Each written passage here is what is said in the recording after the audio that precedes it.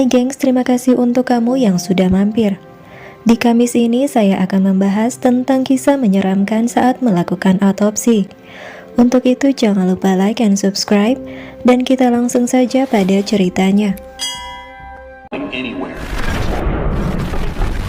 Mommy told me something.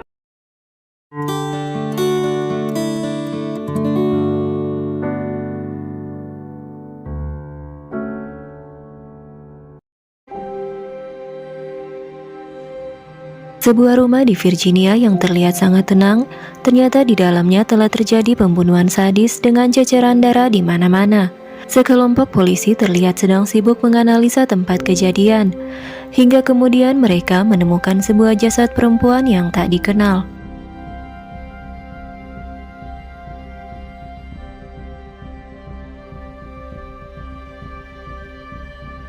Scene berpindah ke sebuah tempat di mana itu adalah kediaman dan tempat melakukan otopsi.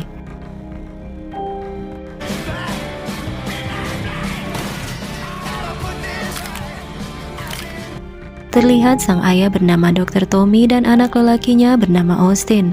Selesai mengotopsi jenazah, sang ayah pun mencari angin segar di luar rumah. Sesaat kemudian pacar Austin bernama Emma pun datang dan sempat mengagetkannya. Emma kemudian bersikeras ingin melihat jasad orang yang sudah meninggal secara langsung. Meski Austin melarangnya, sang ayah tiba-tiba datang dan justru memberikan izin untuk melihat sejauh mana keberanian Emma. Emma lalu memilih jasad seorang pria yang tertembak tepat di bagian wajah. Namun karena dikagetkan, ia pun tak jadi membuka penutup mayat.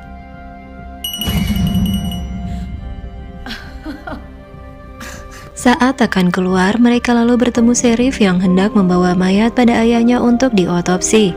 Austin yang tak ingin ayahnya sendirian bekerja lalu memutuskan untuk membatalkan acaranya malam itu dengan Emma.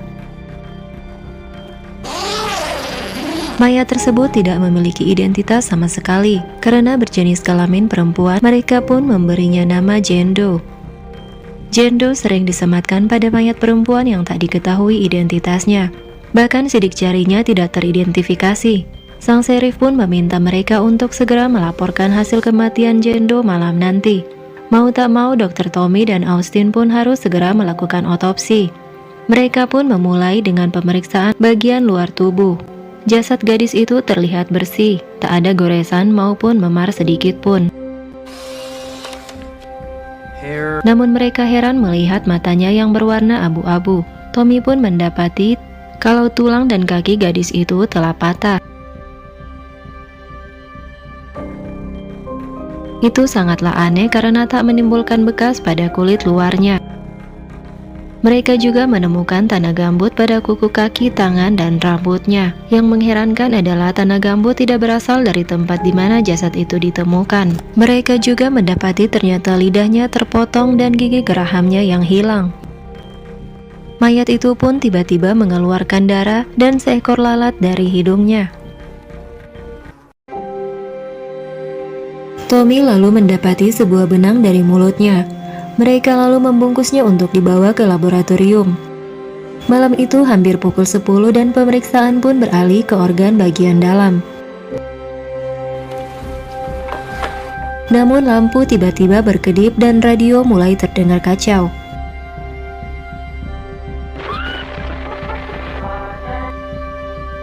Saat tubuh mayat Jane Doe disayat, ternyata mayat itu mengeluarkan darah segar seperti orang yang masih hidup.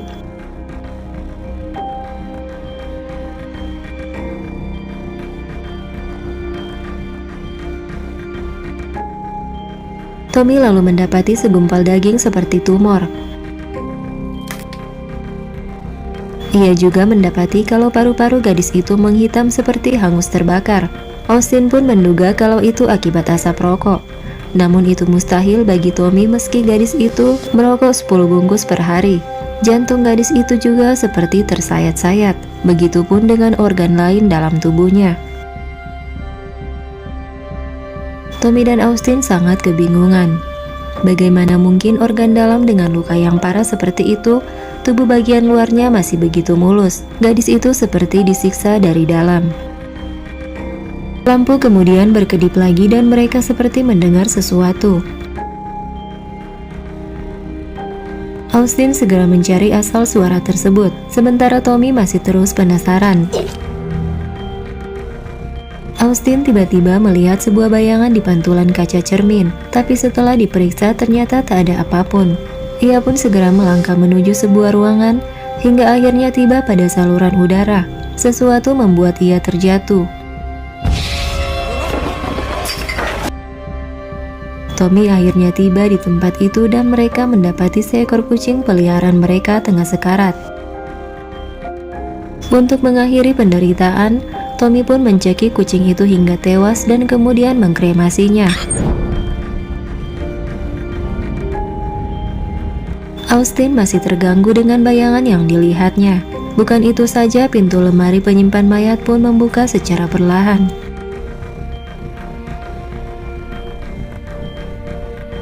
What are you doing?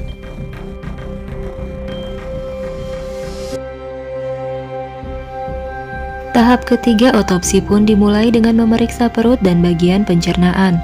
Setelah membelah bagian perut, mereka menemukan sekuntum bunga Jimsonweed pada lambungnya. Setelah diteliti, bunga tersebut ternyata berasal dari negara bagian utara, di mana jika dikonsumsi dapat menyebabkan kelumpuhan. Tommy pun semakin yakin kalau gadis itu berasal dari daerah utara. 3 inches within the hour. Lampu kembali berkedip dan radio mengumumkan akan terjadi hujan lebat beberapa saat ke depan. Austin yang mulai merasa tak enak kemudian meminta ayahnya untuk melanjutkan pekerjaan esok hari saja. Tapi sang ayah berkeras ingin menuntaskan malam itu karena Sheriff menginginkan hasil otopsi dengan segera. Otopsi pada mayat Jendo semakin aneh dan mengerikan. Mereka kembali menemukan benda aneh dalam perutnya. Benda tersebut adalah selembar kain berisi simbol aneh dan sebuah gigi. Looks like some kind of strap. Gigi itu ternyata cocok dengan mayat itu. Tommy dan Austin mengambil kesimpulan kalau gadis tersebut adalah korban tumbal sebuah sekte atau aliran kepercayaan. Mereka benar-benar menyiksa gadis itu tanpa membuat memar sedikit pun pada kulit luarnya. Menurut Tommy, mayat sengaja diberikan bunga itu agar menjadi lumpuh, kemudian mereka memaksanya untuk menelan kain berisi simbol dan giginya sendiri. Sementara untuk kerusakan organ-organ bagian dalam, entah bagaimana caranya Tommy dan Austin benar-benar tak mengerti. Radio kembali mengumumkan kalau cuaca akan semakin memburuk. Lagu di radio pun terdengar seperti sebuah peringatan bagi Austin. Mommy told me something Anywhere. to hate him. Firasat Austin tentang sesuatu yang buruk semakin membuatnya resah. Namun sang ayah masih terus bekerja. Ia menguluti kulit bagian dalam mayat itu dan lagi-lagi menemukan simbol yang sama.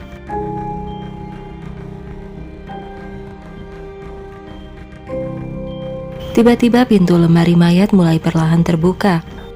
And round so as a man. Austin kemudian menemukan sebuah senter dan dengan panik mencari keberadaan ayahnya.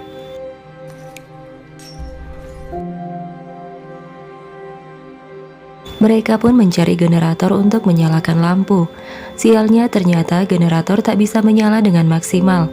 Mereka kemudian dikagetkan dengan suara pohon yang tumbang. Pohon itu membuat pintu keluar mereka tak bisa dibuka. Mereka pun tiba-tiba mendengar sesuatu seperti mendekat. Dengan segera mereka berlari masuk ke dalam kamar.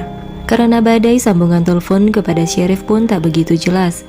Austin kemudian merasa kalau seseorang mendekati pintu kamar mereka.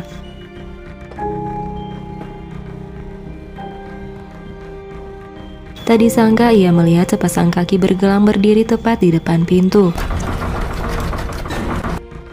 Sosok itu memaksa masuk hingga mereka harus menghadangnya dengan sebuah lemari. Untunglah itu tak berlangsung lama. Tommy mencuci luka di tangannya akibat otopsi tadi.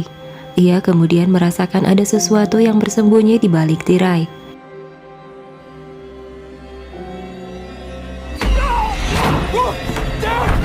Dengan cepat Austin segera mendobrak pintu hingga berhasil terbuka. Tommy sudah terlentang di lantai dengan menahan sakit. Austin pun meyakinkan ayahnya kalau semua yang mereka alami adalah ulah Jendo. Pintu kini dengan ajaib sudah terbuka lagi. Mereka menemukan kain penutup mayat dengan wajah yang hancur telah tergeletak di sana. Mereka yakin mayat itu sedang mengelilingi tempat itu. Tommy dan Austin kembali ke ruang otopsi di mana Jendo masih terbaring di sana. Tommy lalu mendapati kalau ternyata organ-organ milik Jendo yang telah dikeluarkan tadi sudah membusuk dengan cepat. Tommy pun memutuskan untuk segera mengkremasi mayat aneh itu. Pintu ruangan terkunci dengan sendirinya dan Austin tak bisa membukanya. Ia bahkan harus menggunakan kapak. Namun ia terhenti ketika melihat sosok yang mendekat. Kali ini mereka berdua dapat melihat dengan jelas mayat itu benar-benar menjadi hidup. Austin pun dengan geram hendak membakar jasad aneh itu. Tapi api kemudian menyebar hingga ke seluruh ruangan, membuat api harus kembali mereka padamkan. Seiring padamnya api di ruangan, padam pula api di mayat gadis itu. Kulitnya masih mulus dan tak ada tanda-tanda terbakar sedikit pun. Pintu sudah terbuka dan mereka pun berencana keluar melalui lift. Namun sayangnya mereka tak berhasil menaiki lift. Lampu masih terus berkelap-kelip dan mereka pun didatangi oleh sesosok mayat tadi. Melihat sosok itu semakin dekat, Tommy pun bersiap-siap. Tak lama kemudian pintu lift terbuka dan mereka pun berhasil masuk. Namun sialnya lagi lift menjadi macet dan pintu tak bisa ditutup. Mayat itu kembali mendekati lift dan dengan cepat Tommy pun memukulnya dengan kapak. Suasana menjadi hening dan Austin pun mencoba keluar. Betapa terkejutnya Austin mendapati Emma terbaring berlumuran darah. Ternyata yang dipukul Tommy dengan kapak adalah Emma. Lift kembali menyala dan Tommy pun menarik Austin kembali ke dalam lift. Namun di perjalanan lift pun kembali macet dan mereka pun terjebak di dalamnya. Kini mereka menyadari satu hal, kalau mayat Jendo seperti mengutuk mereka karena hendak membuka identitasnya. Tommy dan Austin pun kini putus asa dan tak tahu bagaimana menghentikan kutukan itu. Tapi karena mereka telah memulai sesuatu dan sudah mengetahui sebagian informasi tentang mayat Jendo, mereka pun nekat untuk mendapatkan jawaban 100%. Tanpa mereka sadari, tempat kremasi tiba-tiba menyala dengan sendirinya dan membuat asap tebal mulai mengelilingi ruangan. Di perjalanan menuju ruang otopsi, mereka terkejut mendapati ruangan telah dipenuhi dengan asap. Mereka pun terpaksa harus menerobos asap tebal itu. Di perjalanan, Tommy kembali diganggu oleh sosok-sosok misterius hingga ia pun tersungkur. Untunglah Austin dengan cepat mendekatinya dan mereka berhasil masuk ke ruang otopsi. Lampu kembali dinyalakan dan Tommy pun akan menuntaskan otopsi terakhirnya, yaitu bagian kepala Jendo.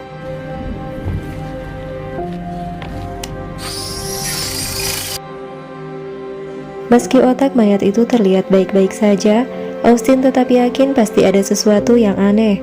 Ia pun mengambil sampel dan mencoba meneliti. Ternyata benar saja, mereka kemudian menemukan hal mengerikan lainnya, yaitu sel-sel otak Jendo yang masih bekerja dengan normal. Itu berarti mayat yang telah mereka belah sedemikian rupa itu ternyata masih hidup. She's still alive.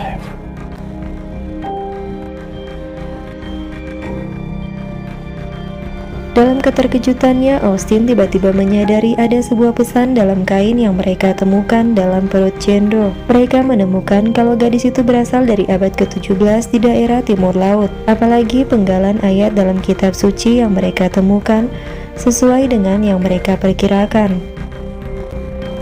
1693. They are a witch.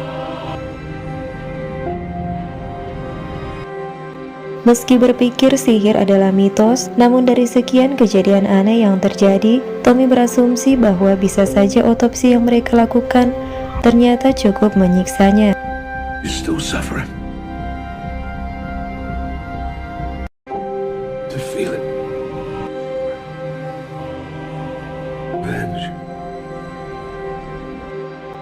Tiba-tiba pintu seperti didobrak.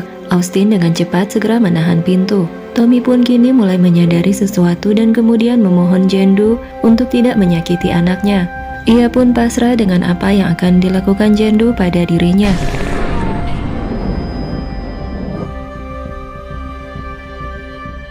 Tommy mulai merasa tulang kaki dan tangannya retak seiring dengan tulang kaki dan tangan gadis itu membaik.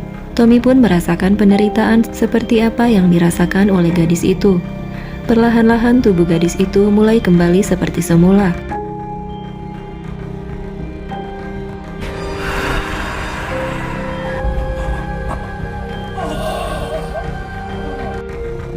Saking tersiksanya, Tommy pun meminta Austin untuk mengakhiri penderitaannya.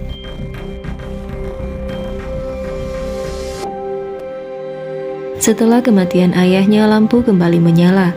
Ia juga mendengar suara Sheriff di luar yang sedang menebang pohon. Namun pintu masih juga tak bisa dibuka. Austin kemudian mendengar sebuah lagu dan ia menyadari kalau itu bukanlah benar-benar Sheriff. Ia lalu berdiri kebingungan dan sesaat kemudian ia terjatuh karena melihat sosok sang ayah berdiri di depannya.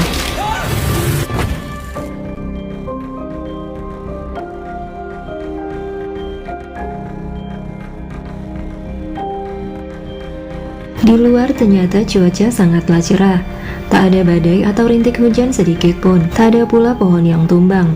Para polisi pun sudah tiba untuk memeriksa lokasi kejadian. Seperti yang telah mereka temukan pada lokasi kejadian di awal film, mereka pun tak mengerti apa yang benar-benar terjadi. Mayat Jendu kemudian dibawa ke suatu tempat oleh seorang polisi.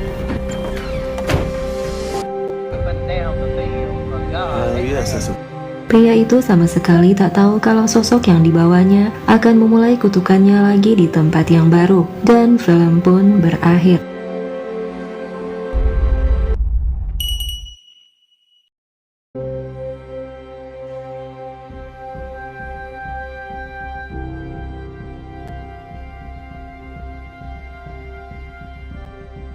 Like the polar opposite to Trollhunter. The Autopsy of Jane Doe adalah film horor supernatural yang disutradarai oleh Andre Fredal. Film ini dibintangi oleh Emil Hirsch dan Brian Cox. Film ini dirilis pada tahun 2016.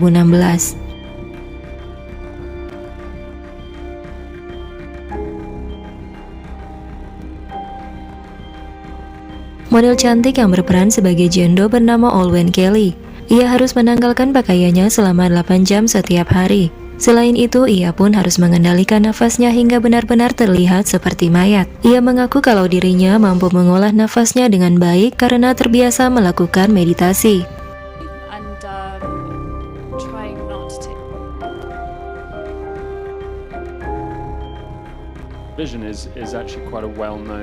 Untuk membuat film ini, mereka hanya menghabiskan dana sebesar $6 juta.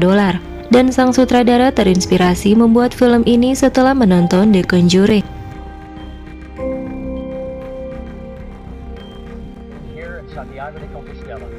Martin Sheen awalnya akan berperan dalam film ini, namun ia tak jadi karena bertabrakan dengan jadwal syuting lainnya.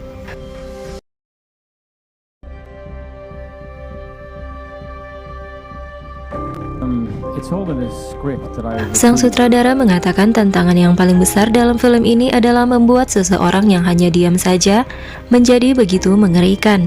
Selain itu, tantangan yang lain juga adalah mereka memiliki budget rendah serta pengambilan gambar pada ruang otopsi yang cukup kecil.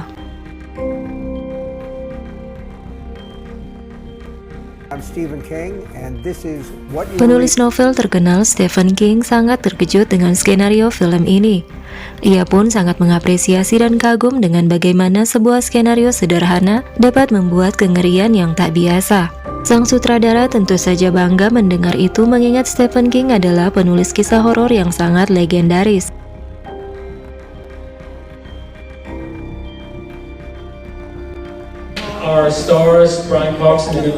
Film ini premier di Toronto untuk pertama kalinya pada Film Festival Internasional. Film ini pun mendapat begitu banyak pujian. Demikian 7 fakta menarik tentang film The Autopsy of Jane Doe. Semoga kamu terhibur dan sampai jumpa.